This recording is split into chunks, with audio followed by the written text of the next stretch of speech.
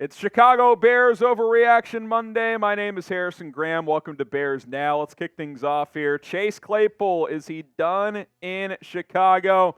Yeah, as the kids say, it's Jover.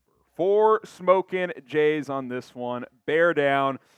It's over for Chase in Chicago. I don't think there's any doubt about that. I guess you can leave it in question for now because technically he's still on the roster, but this is one of those 99.9 percenters, and that's 4 smoking Jays for me. I mean, Matt Eberflus today got peppered by the local media, which he should have, by the way, for mishandling the whole Claypool situation yesterday. If you missed all that, go check out our video from earlier today. But Flus said Claypool will not be at Halas Hall this week as they prepare for the Commanders. Obviously, he will not play on Thursday Night Football. He didn't straight up say he won't be back, but when you have this quote from Matt Eberflus when he was asked about the future of Claypool, he said, "Ryan handles all the trades and transactions, and we'll decide that as we go forward." Of course, reports came out from Jordan Schultz and others that the Bears are trying to trade Chase Claypool for hopefully a 5th or 6th round pick. The Claypool experiment is over in Chicago. It's done. You took the L. It's over with. So it is what it is, right? I mean, you look at how it's gone here. It hasn't been good. In 10 games, he caught 18 total passes for 191 yards and a touchdown. I mean, I think I tweeted this out earlier, and I'll say it again here.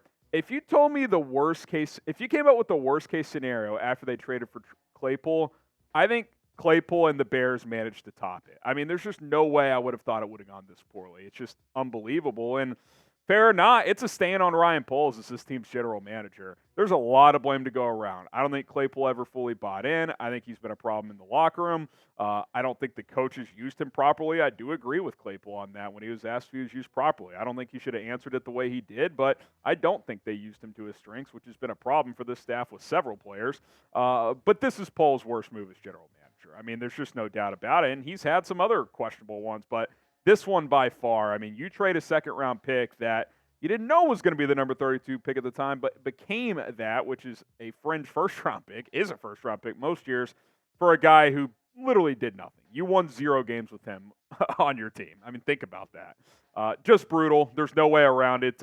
You got fleeced by Pittsburgh, and it is what it is. It's unfortunate, but it is completely over, and Ryan Poles has to wear this one. I mean, that's just the bottom line. Now, here's the question. Pin comment on today's show, and after this YouTube ad break, I will give my thoughts on this, and we'll explore it more. Will a team actually trade for Chase Claypool? Type Y for yes, type in for no. Pin comment, go answer during this YouTube ad break, and when the break ends, I will give more thoughts on this.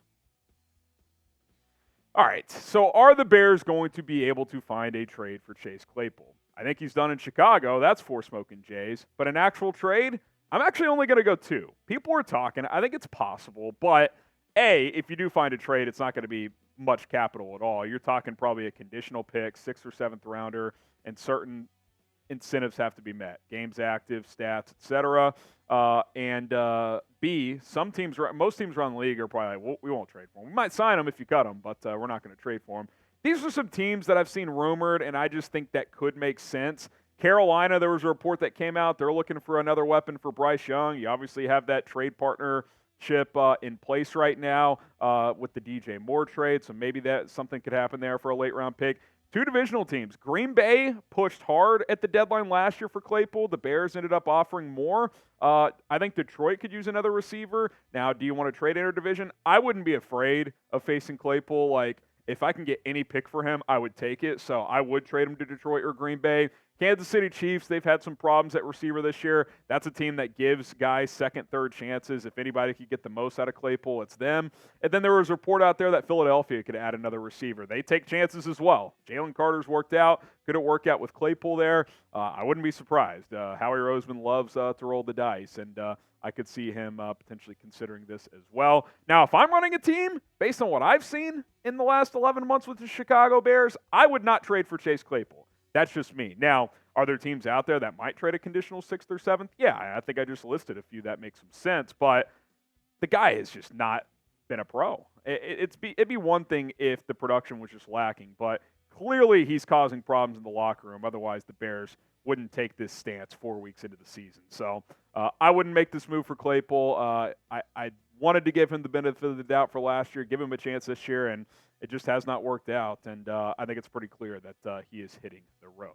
Today's show is sponsored by Game Time. Get the best tickets for the best prices right now with the Game Time app. Be sure to download it today. Buying tickets for a concert, a comedy show, a sporting event, or anything else, it shouldn't be frustrating, guys. It should be very easy and very painless, and with Game Time it is. With other ticketing apps, not so much. Game Time's goal for you is to have a peace of mind with your purchase and to help you save as much money as possible when you purchase your tickets. Whether you're going to a Bears game, a Bulls game, an awesome concert, or any other event, Game Time wants you to have the best experience possible. And by the way, looking for last-minute tickets, Game Time has the best deals for you. If you want to go to Bears-Vikings in a couple of weeks, you can do so. By the way, what's cool about the Game Time app, they'll show you exactly what your vantage point is, depending on the arena that you're purchasing in, stadium, arena, concert venue, whatever. You can see exactly what you're going to see when you actually get there, and that's critical, right? You don't want to have some random thing in front of you, some kind of blockage where you can't see the game. That's why they have these images on screen to show you exactly where your seats are. And what's cool about this deal, promo code BearsChat after you download the Game Time app and create an account will get you $20 off. So here's what you do. Download the Game Time app, create an account, and then use promo code BearsChat when you sign off. You're going to sign up. You're going to get $20 off your first order today. It's Game Time. Last-minute tickets for the lowest price guaranteed with the Game Time app. All right, we continue here on Chicago Bears Now, Overreaction Monday. Teven Jenkins, is he returning this week?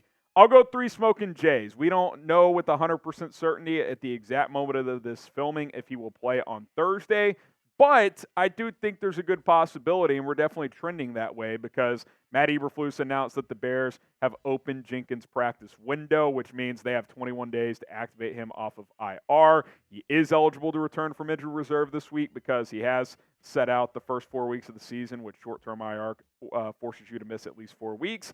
Now, short week, Thursday Night Football, that could keep him out since he hasn't been able to practice up to this point, and obviously this week, you might have one light practice leading up to Thursday Night Football, but I'll tell you what, Tevin Jenkins would provide a boost. There's no doubt about it. The offensive line has had issues again. I think at times it's been serviceable, but overall you haven't gotten what we were hoping would be a much improved unit. Now, part of that is because of these injuries to Tevin Jenkins, Braxton Jones, etc., but getting him back would be big. Now, here's the question.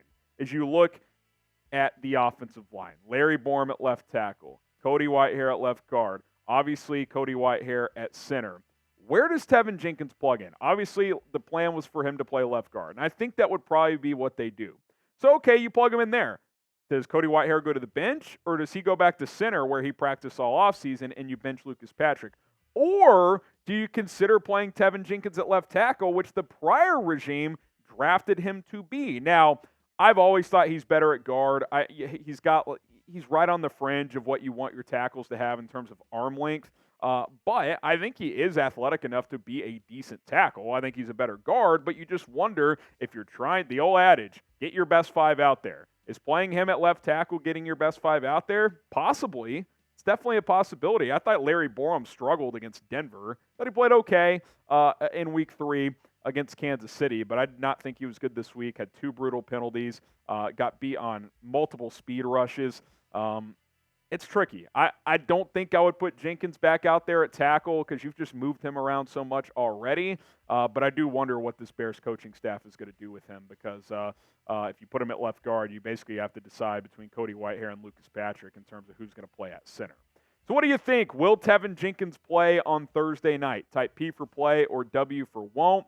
I could also see a scenario where he's active but doesn't start since he hasn't had the practice time and obviously coming off a short week, and then you got 10 days to prepare for week 6. That could be a scenario as well. We'll have to wait and see. Obviously, they got to activate him off IR first before they do anything else.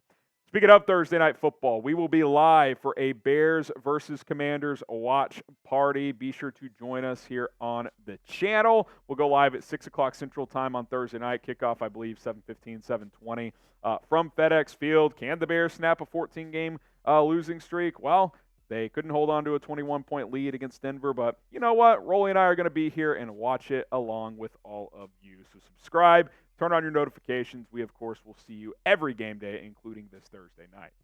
All right, continuing things here on Overreaction Monday. Did we just watch Justin Fields' best game ever? I think we did. 4 smoking Jays, bear down, at least as a passer. I think that was very much on display. And I know what people are going to say, Denver, the late game turnovers, and that's all valid. But there were multiple, more than just a couple, several throws in this game where you're just like, that's a big boy, I don't care who you're playing against throw right there. There was a slant to DJ Moore where Larry Borum and, quite frankly, Darnell Wright, too, completely just got beat on speed rushes. He stays in there and sidearm flicks about a 12-yard slant while getting cracked into a tight window right on the money. And there were 5 or 6 throws like that on this tape where you're just like, dude, like, yes, that's what we've wanted. Pull the trigger. You've got the arm talent. You can do it. I mean, the numbers were very impressive. 28 of 35, 335, 4 touchdowns. The late game pick, which both Cole Kmet and Justin, they basically just said we weren't on the same page. Justin thought he was going to do one thing. Cole did the other, and that's how that goes sometimes. Obviously, bad time to do it when you're down 3 and you're at about midfield trying to get into field goal range.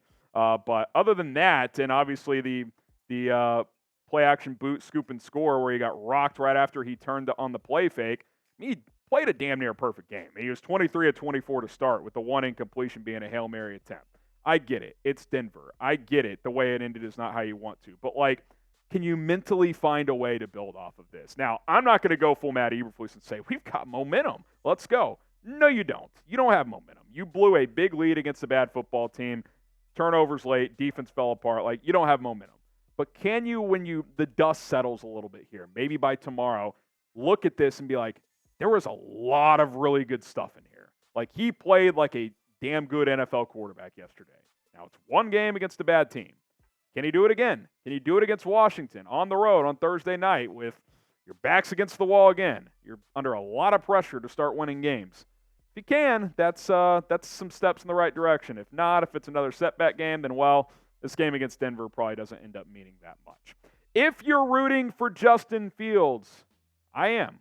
I'm going to root for him as long as he's here. Type JF1. Even if you're not a believer, I mean, you got to root for the kid. I mean, he's playing as hard as he can. He's doing everything he can. Whether or not he's the long-term answer, that remains to be seen. My biggest fear is he goes somewhere else and lights it up because you see the talent. You just do. I mean, the physical tools are all there. JF1 if you're rooting for Justin Fields. I really hope he can make this work. All right, guys, loaded show today. Appreciate everybody for tuning in. If you have any questions or just want to talk some ball, hit me up on Twitter at HGramNFL. That is where you can find me on social media. Same handle on Instagram as well, at HGramNFL.